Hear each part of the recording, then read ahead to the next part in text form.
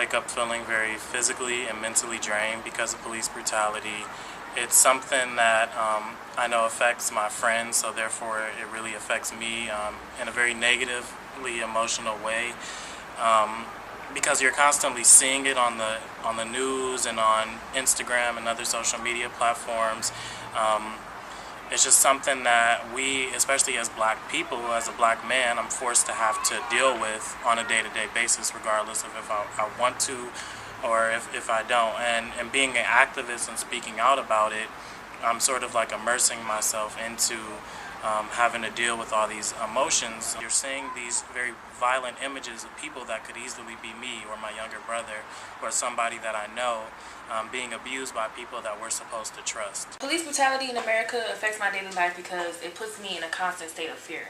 Like, I don't know when another one of my people of any age or gender will get their lives taken away for some unjust reason, or myself.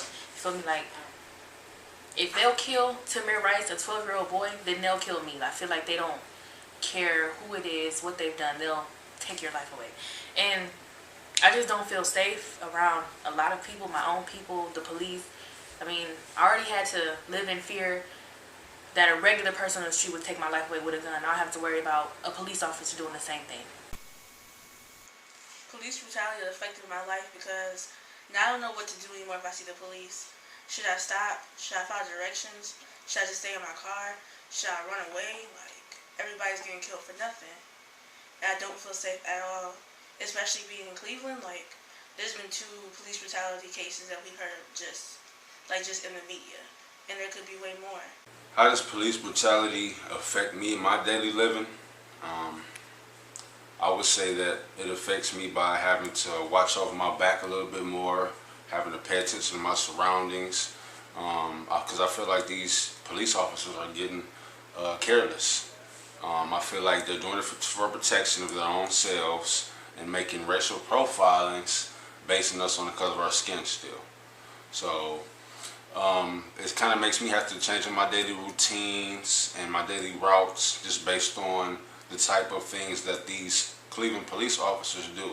I stay on Kinsman, so like as far as police brutality goes, like it's like you used to be like, all right, cool, the police, like if something go down on Kinsman, you be like, all right, the police will be there. But now it's like you gotta look over your shoulders for like your regular territorial enemies, and then you gotta look over your shoulder for the police because maybe they got intentions on shooting you just because of their fear of a black man. So it's like, in the sense of feeling safe, you don't feel safe at all. It's like all you got is yourself for real. And if you got a gun, then I'm not promoting violence or any of that, but it's like if you got a gun, then that's your safety as well. But as far as feeling safe, when it comes to police, you can't feel safe no more because they out here killing us every day.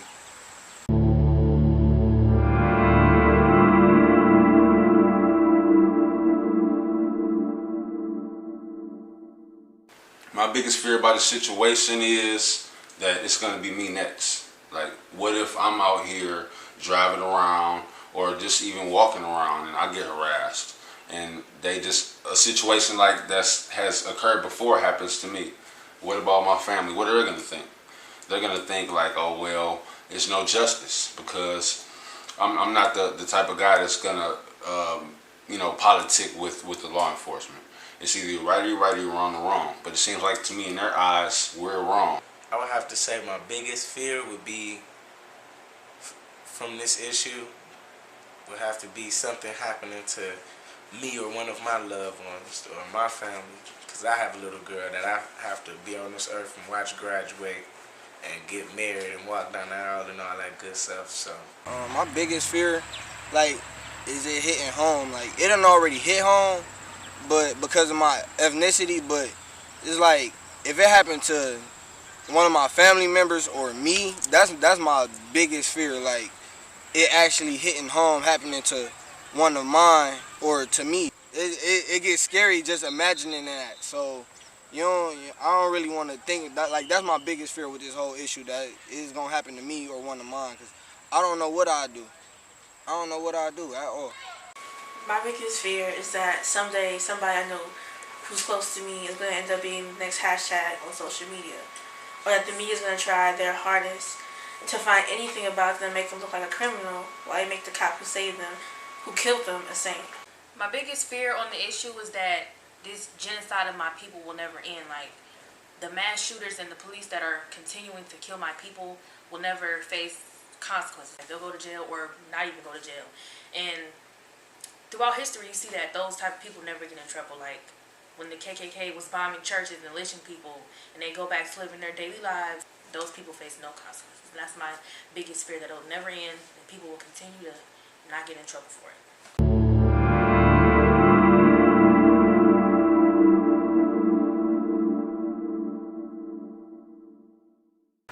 The solution to this problem is very simple, and I'm going to say this once, and I want everyone to hear me very clearly.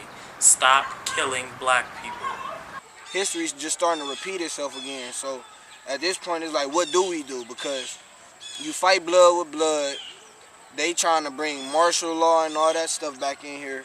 But it's like something has to be done to where this racism just stops, because it's injustice for everybody, for every single black male. I feel as if, like I said, a game plan needs to happen. People need to stand up together, and all of this crimes that cause them to so-called do their job we need to stop giving them reasons to be around. To end violence, I personally don't think violence will ever stop, because no man is perfect. But violence against like blacks or Latinos or any of them, it should not be a such thing as racial profiling. All black people are not a threat to everyday society.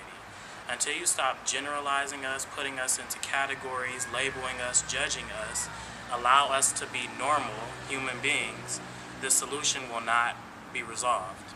You have to stop killing us. You have to stop looking at us as a threat.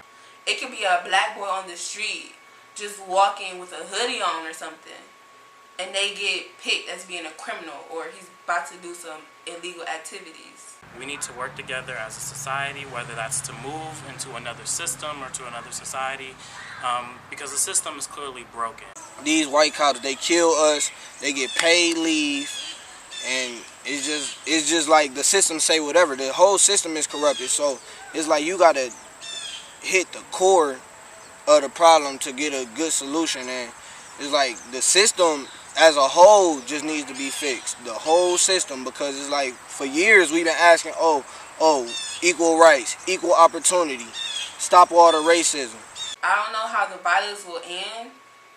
I personally don't know, but it gotta start from the people within. I can't say bad cops, because there's no such thing as a good cop for there to be a bad cop, because if there was a good cop, you wouldn't have these bad cops out here still going around gunning us down like it's nothing. It just wouldn't be done. So I don't know what can be done to stop all this. I don't. Society as a whole needs to clearly put their minds together to come up with a solution to this problem. This is a genocide of black people. The time is now. We cannot sit by and let this continue to happen, because we never know what's going to happen next or who's going to be killed next. It could be me, it could be you, it could be any one of us.